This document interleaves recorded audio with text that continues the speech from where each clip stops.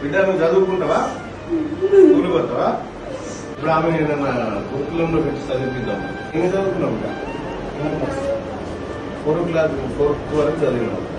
నువ్వు ఎన్ని రోజులైందిరా బిడ్డ స్కూల్ పోతా? 4 నెలలు అయిందా?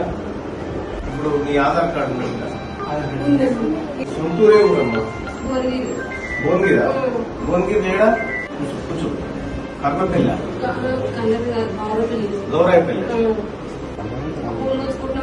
18 సంవత్సరాలు స్కూల్ ఇచ్చుకున్నాను. ఏమైనా ఒక్కొక్కనే పడిపోయినా నీకు ఏం చేయకూడదు. ఇప్పుడు ఇట్లా అయింది, నాకు ఏం అర్థమైంది లేదు. ఇళ్ళలో వెళ్ళిపోతుంది.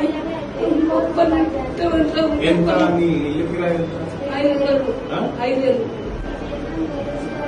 అమ్మా ఫిజియోథెరపీ చేయాలని థెరపీ చేయాలి. ఇంటి ఓనర్ ఫోన్ నెంబర్ ఉందా? ఇప్పుడు కళ ఉంది కదా, మన ఇంట్లో కిరాయికి ఉంటుంది. 60,000 అప్పుడు ఇప్పించినాడు కదా, కడతా అంటుంది అన్నా. అన్నా ఎట్లా చేద్దాం మరి? జర ఇట్లా ఈ బిడ్డ ఆడుకోవాలేమో. 3 నెలల నుంచి చేయలేదట. ఒక నెల 2 నెలలోకి వెళ్తే ఆ బిడ్డ బాగా అయితే వాళ్ళ దారాలు చూసుకుంటుంది. నేనున్నా 2 నెలల కిందదాన్ని. 2 నెలలు అన్న నమస్తే. ఇప్పుడు మనం మేడ్చల్ నుంచి పాపం భర్త లేడు, తల్లిదండ్రులు లేరు, రాముంది ఆ పూలు చుట్టుకొని బతుందట. ఆమెకు చిన్న పాప ఉంది.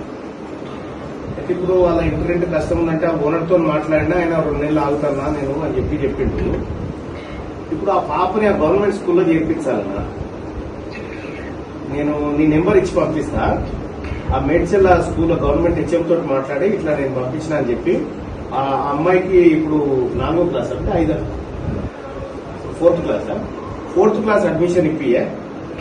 అవసరమైతే ఆ హెచ్ఎం తోటి నాకు మాట్లాడి సరేనా? నీ నెంబర్ ఇచ్చి పంపిస్తా చూడు. శ్రావణి అని అమ్మాయికి కాల్ చేస్తాను. రైట్.